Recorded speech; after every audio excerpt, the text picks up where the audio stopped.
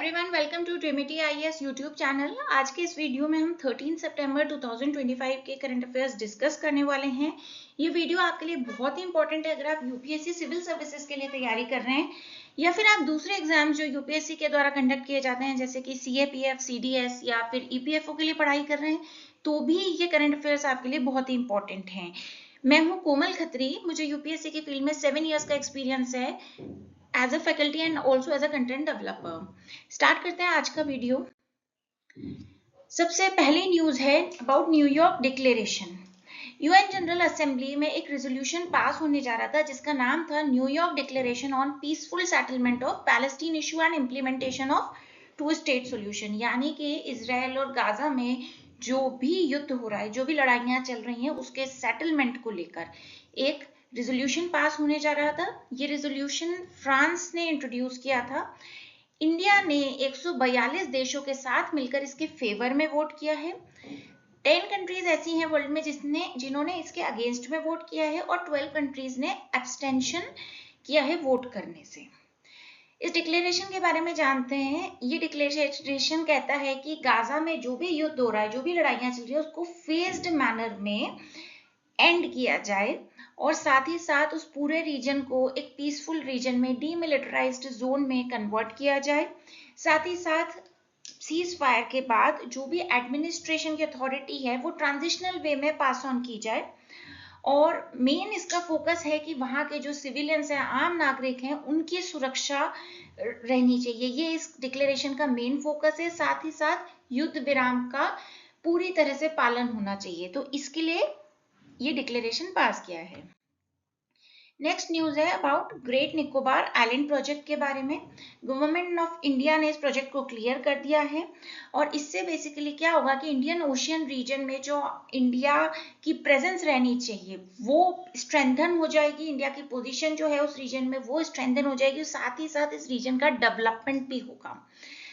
ये जो प्रोजेक्ट है ये बेसिकली एक multi component mega development project है और इसमें लॉजिस्टिक्स, ट्रेड और डिफेंस, इन तीनों फील्ड्स में ही इम्प्रूवमेंट किया जाएगा और इंडिया की पोजीशन को इंडियन ओशियन रीजन में स्ट्रॉन्ग बनाया जाएगा।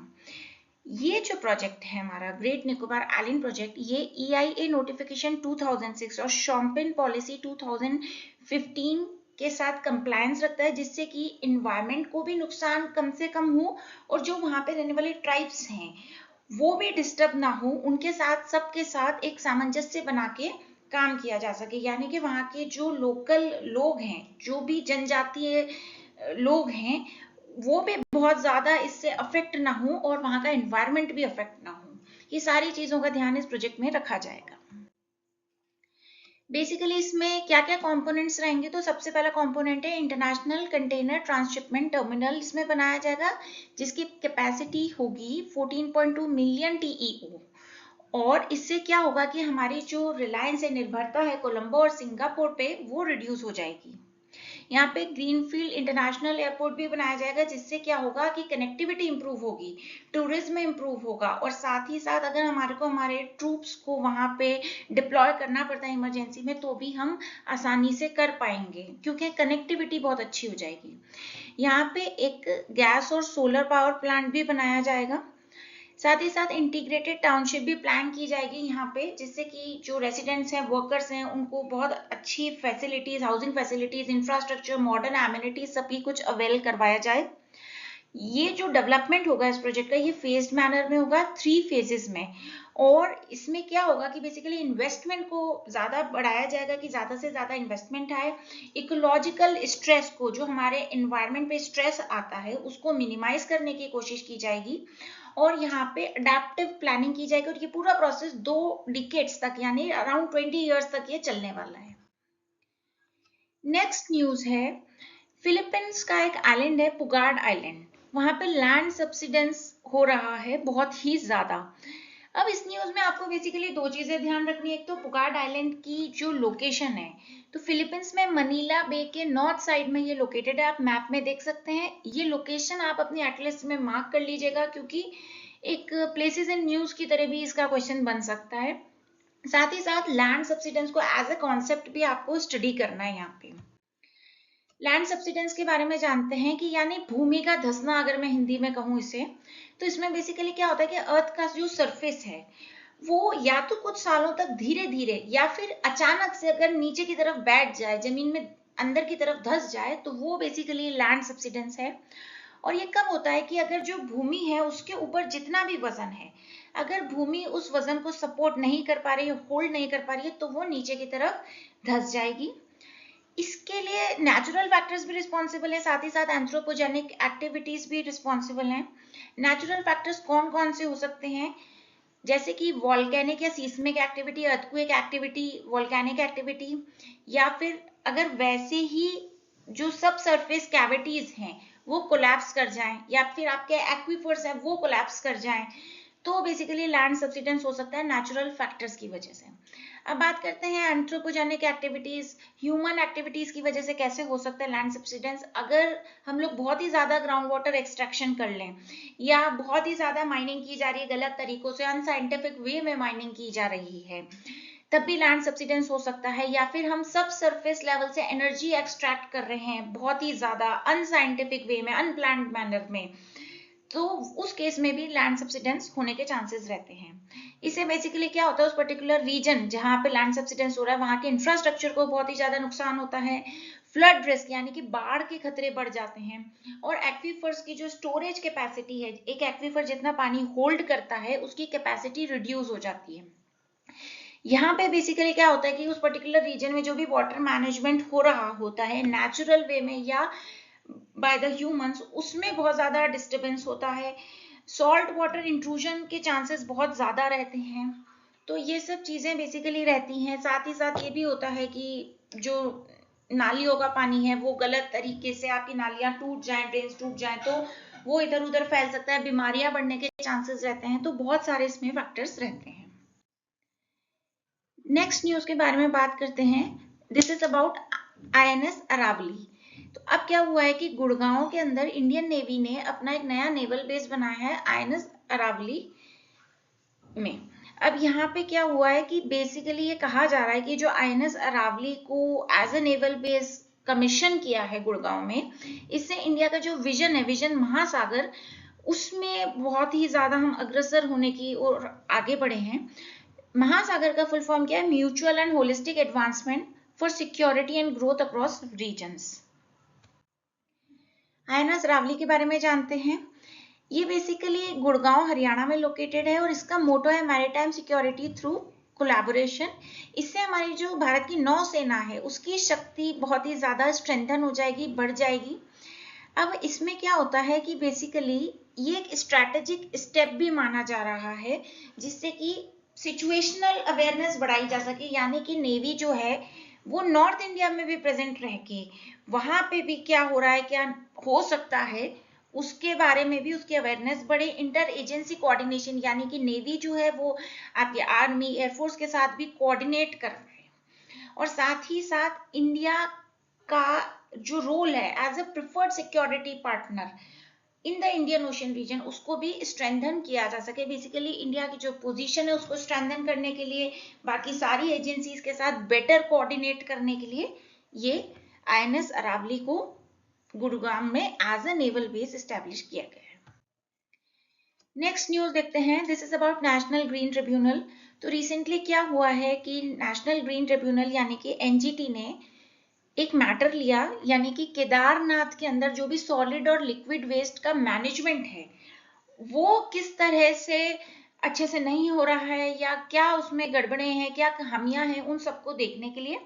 और ये basically national mission for clean Ganga ने एक जो रिपोर्ट फाइल की थी उसको देखते हुए एनजीटी ने ये मैटर उठाया है। हम एग्जाम के पर्पज से जो टॉपिक इंपॉर्टेंट है उसकी तरफ चलते हैं। तो एग्जाम में आपको एनजीटी यानी नेशनल ग्रीन ट्रिब्यूनल स्टडी करके जाना है बहुत ही अच्छे से। तो ये बेसिकली एक स्पेशलाइज्ड बॉडी है। 2010 में इसको स्टैब्लिश किया गया था under national green tribunal act 2010, और ये इन्वायरमेंटल जस्टिस जो इंडिया में हो रहा है उसको एक्सपेडिट करने का काम करती है, यानी कि उसको जल्दी से जल्दी, ज्यादा से ज्यादा अच्छे से इम्प्लीमेंट किया जा सके। यहाँ पे आपको एक चीज ये ध्यान रखनी है, क्योंकि NGT national green tribunal act 2010 के अंतर्गत बनाई गई है, तो ये एक स्टैट्यूटरी बॉडी है, कॉन्स्टिट्यूशनल बॉडी नहीं है। ये फैक्ट आपको आपके एग्जाम के लिए बहुत ही ज्यादा ध्यान रखना है। जो भी बॉडीज किसी एक्ट के अंतर्गत बनाई जाती हैं वो स्टैट्यूटरी बॉडीज होती है। आते हैं एनजीटी की तरफ। Basically environmental protection, forest conservation, इन सब चीजों के रिलेटेड जो भी केसेस होते हैं ना, उनको हैंडल करती है। और जो भी एनवायरमेंट से रिलेटेड लीगल राइट्स हैं लोगों के, उस पे भी ये अपना जजमेंट पास करती है, लीगल राइट्स को एनफोर्स करती है। और अगर कुछ डैमेजेस हुए हैं इंडिविजुअल्स को या किसी की प्रॉपर्टी को, तो उसके रिगार्डिंग कंपेंसेशन के लिए भी ये केसेस को हेयर करती है। अब बेसिकली क्या है कि इस तरह के केसेस तो हेयर करती है, साथ ही साथ जो किसी प्रोजेक्ट की वजह से अगर कोई एक्सीडेंटल हेल्थ इम्पैक्ट हो रहे हैं, यानी कि किसी की हेल्थ, किसी का स्वास्थ्य बिगड़ रहा है, तो उससे रिलेटेड इश्यूज भी यहाँ पे डील किए जाते हैं।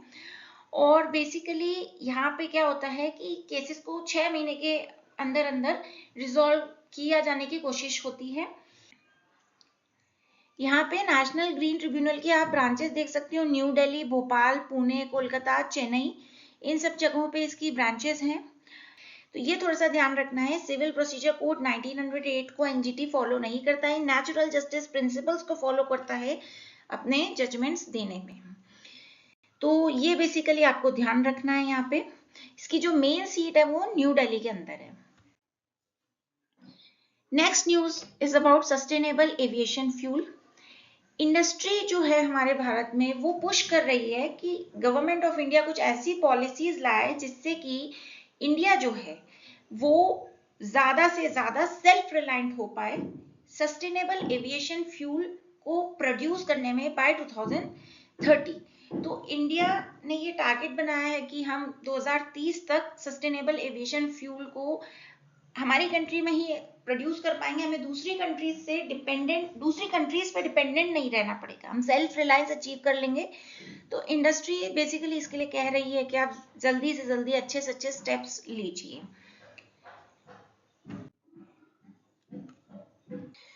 सस्टेनेबल एविएशन फ्यूल के बारे में जानते हैं। ये बेसिकली एक बायोफ्यूल की तरह है, या इसे बायोजेट फ्यूल भी कहा जा सकता है, और सस्टेनेबल फीड स्टॉक से ये बनाया जाता है। यानी कि जो जानवरों का चारा भूसा होता है, सूखा चारा या भूसा हम जिसे कहते हैं, उससे इसको मैन्युफैक्चर किया जाता है। इसकी जो केमिस्ट्री है, इसकी जो केमिकल फॉर्मूला है, वो बेसिकली जो हमारा कन्वेंशनल एविएशन टर्बाइन फ्यूल है उसी के जैसी है करीब करीब, हम ये मान सकते हैं। और जो एग्जिस्टिंग एयरक्राफ्ट इंजन हैं जो प्रेजेंटली हैं, वो सस्टेनेबल एविएशन फ्यूल और एविएशन टर्बाइन फ्यूल के एक ब्लेंडेड वर्जन को यूज कर रहे हैं प्रेजेंटली। सस्टेनेबल एविएशन फ्यूल आपके रिन्यूएबल बायोमास या वेस्ट रिसोर्सेज से बनाया जा रहा है, और इसमें इतना पोटेंशियल है कि ये जो परफॉर्मेंस जो ये देगा वो पेट्रोलियम बेस्ड जेट फ्यूल जितनी दे सके फ्यूचर में। यहाँ पे ये है कि आपको थोड़ा सा ध्यान रखना है कि जो वेस्ट ऑयल है, फैट्स हैं, म्युनिसिपल वेस्ट आ रहा है, ग्रीन वेस्ट आ रहा है, नॉन फूड क्रॉप्स का जो वेस्ट है, वो सब इसके मैन्युफैक्चरिंग में यूज हो रही हैं। इसको सिंथेटिकली बनाया जा रहा है, आर्टिफिशियली बनाया जा रहा है। यहाँ पे बेसिकली जो कार्बन फुटप्रिंट है इसके प्रोडक्शन का, वो बहुत ही कम है एविएशन टर्बाइन फ्यूल के मुकाबले। तो ये सब चीजें आपको बेसिकली ध्यान रखनी है इसमें। Next news is about small satellite launch vehicle SSLV। ISRO यानी कि इंडियन स्पेस रिसर्च ऑर्गेनाइजेशन ने एक पैक्ट साइन किया है with Hindustan aeronautics limited for transfer of small satellite launch vehicle technology. ये बेसिकली इसरो के द्वारा डेवलप की गई एक टेक्नोलॉजी हम कह सकते हैं, जैसे कि जो छोटे सैटेलाइट्स हैं उनका लॉन्च किया जाए। और 3 स्टेज लॉन्च व्हीकल है ये बेसिकली एक, और इसमें 120 टन का जो वेट है उसको लिफ्ट ऑफ किया जाता है। स्मॉल सैटेलाइट लॉन्च व्हीकल को लो अर्थ ऑर्बिट में 10 to 500 kg तक का वेट पहुंचाने के लिए यूज किया जा सकता है।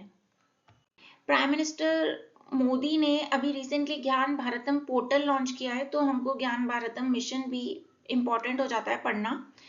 बेसिकली ये जो मिशन है ये यूनियन बजट 2025-26 में इसको अनाउंस किया गया था, और ये एक नेशनल इनिशिएटिव है जिससे कि जो इंडिया की वास्ट मैन्युस्क्रिप्ट हेरिटेज है, जो भी हमारी मैन्युस्क्रिप्ट्स हैं, उनको प्रिजर्व किया जाए, उनको डिजिटल फॉर्म में उनको प्रोसेस करके रखा जाए ताकि वो लॉन्ग टर्म में हमारे लिए यूज हो सके। इसमें क्या हो रहा है बेसिकली इस मिशन के अंदर कि जो भी मॉडर्न टेक्नोलॉजी है उसको ट्रेडिशन के साथ कंबाइन करके फ्यूचर जनरेशंस के लिए हम लोग प्रिजर्व करके रख रहे हैं। It's nodal ministry is the ministry of culture, ये आपको जरूर से ध्यान रखना है, nodal ministry is the ministry of culture. यहाँ पे मिशन के कंपोनेंट्स क्या है? First component is survey and documentation, यानी कि पूरे देश में सर्वे किया जाएगा कि कौन कौन से मैन्युस्क्रिप्ट्स हैं, उनको कैसे डॉक्यूमेंट करा जा सके, कैटलॉगिंग हो सके, ये सब चीज इसके एक कंपोनेंट है। Second is conservation and storage, जो भी फ्रेजाइल टेक्स्ट है जो कि डिस्ट्रॉय हो सकते हैं या डीके हो सकते हैं उसको एक साइंटिफिक और ट्रेडिशनल मेथड से हम सेफगार्ड कर सकें। Third is digitisation and repository, इसमें basically artificial intelligence assisted digitisation करना और एक नेशनल डिजिटल रिपोजिटरी बनानी है। Fourth is technology and AI innovation, tools like hand written text recognition और ज्ञान सेतु एआई चैलेंज, इन सब का यूज करके हम इस मिशन को इम्प्लीमेंट करेंगे। जो हमारे पास अराउंड 44 लाख मैन्युस्क्रिप्ट्स हैं कृति संपदा में जो डॉक्यूमेंटेड हैं उसको प्रिजर्व करने का काम इसमें किया जाएगा।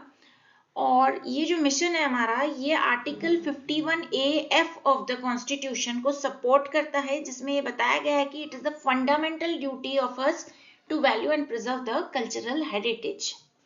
नेशनल एजुकेशन पॉलिसी 2020 के साथ भी अलाइन करता है, जिसमें कहा गया है कि इंडियन नॉलेज सिस्टम्स को इंटीग्रेट किया जाए मॉडर्न एजुकेशन के साथ ही साथ जो हमारी हेरिटेज है और टेक्नोलॉजी को ये ब्रिज करने का काम करता है। जो हमारी हेरिटेज है और टेक्नोलॉजी के बीच में जो गैप है उसको ब्रिज करने का काम कर रहा है, जिससे कि हमारे जो युवा हैं वो भी एम्पावर हो सके कि हम विश्व स्तर पे हमारा जो ट्रेडिशन है, हमारे जो ग्रंथ हैं, हमारे जो मैन्युस्क्रिप्ट्स हैं उनको हम प्रमोट कर सकें। कुछ प्रीवियस ईयर क्वेश्चंस हम देखेंगे, ये यूपीएससी एग्जाम्स में ऑलरेडी पूछे गए हैं। इन प्रीवियस ईयर क्वेश्चंस का आंसर आपको कमेंट सेक्शन में देना है, तो मेक श्योर कि आप जरूर कमेंट करें आपके आंसर्स। यहाँ पे 2018 का क्वेश्चन है, this is regarding science and technology space, और यहाँ पे है कि with reference to India satellite launch vehicles consider the following statement. PSLVs launch the satellite useful for Earth resources monitoring, whereas GSLVs are designed mainly to launch communication satellite। यानी कि जो polar satellite launch vehicle हैं वो ऐसे satellite को launch करते हैं जो अर्थ रिसोर्सेज की मॉनिटरिंग के लिए इंपॉर्टेंट है, जबकि GSLVs जो है वो कम्युनिकेशन सैटेलाइट्स को लॉन्च करने के लिए पर्टिकुलरली डिजाइन किए गए हैं। तो ये स्टेटमेंट सही है गलत है आपको बताना है। Second statement is satellites launched by PSLV appear to remain permanently fixed in same position in sky as viewed from a particular location on earth। PSLV जो भी सैटेलाइट लॉन्च कर रहा है वो एक परमानेंटली एक पर्टिकुलर फिक्स्ड पोजीशन में ही रहते हैं अगर उनको हम स्काई से देखें। Third statement is DSLV Mark III is a 4-stage launch vehicle with first and third stages using solid rocket motors and second and fourth stages using liquid rocket engine. तो इसका आंसर आप बताइएगा comment section में क्या हो सकता है आपके according. Next previous year question है 2015 में पूछा गया है, इसमें कहा गया है कि इनमें से कौन कौन सी एक्टिविटीज में इंडियन रिमोट सेंसिंग सैटेलाइट्स यानी IRS सैटेलाइट्स का यूज किया जाता है। First is assessment of crop productivity, second is locating groundwater resources, third is mineral exploration, fourth is telecommunication and fifth is traffic studies. तो कौन कौन सी activities में आपको ऑप्शंस देख के बताना है कि इंडियन रिमोट सेंसिंग सैटेलाइट्स का यूज किया जाता है। Third is how is national green tribunal different from central pollution control board. NGT और CPCB में क्या क्या डिफरेंसेस है, तो दोनों स्टेटमेंट्स आप देख लीजिएगा कि NGT has been established by an act whereas CPC has been created by an executive order। तो ये आपको देखना है। और साथ ही साथ सेकेंड स्टेटमेंट है NGT provides environmental justice and helps reduce burden of litigation in higher courts, whereas CPCB promotes cleanliness of streams and wells and aims to improve air quality। तो ये दोनों स्टेटमेंट्स आपको देख के बताना है कि कौन सा सही है कौन सा गलत है। इसी के साथ हम आज इस वीडियो को एंड करते हैं। वीडियो आपको कैसा लगा कमेंट सेक्शन में ज़रूर बताइएगा। वीडियो को लाइक कीजिएगा, ज़्यादा से ज़्यादा शेयर कीजिएगा और हमारे चैनल को सब्सक्राइब कीजिएगा। Thanks for watching the video. Thanks a lot.